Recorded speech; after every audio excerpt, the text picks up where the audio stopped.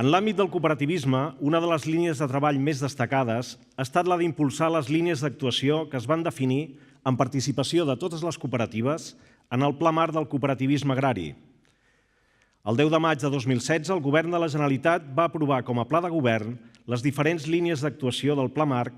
que els correspon impulsar. Ho hem dit sempre, volem estar al costat, ni al davant, ni al darrere, ni a sobre ni a sota, al costat, treballant plegats per avançar cap a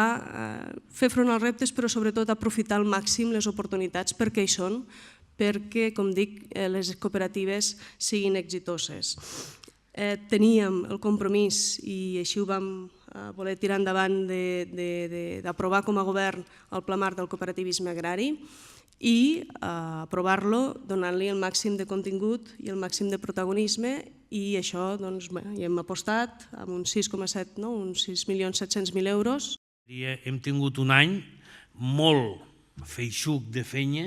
en moltíssimes reunions per a fer que aquest pla de competitivitat fos un pla referent dintre del món del cooperativisme, però que també fos un pla referent dintre de la societat de Catalunya. Que la gent entengui què són les cooperatives, què fan al territori, quina és la nostra vàlua de produir productes alimentaris i quin és també el que nosaltres aportem al país en aquest valor afegit de totes i cada una de les cooperatives.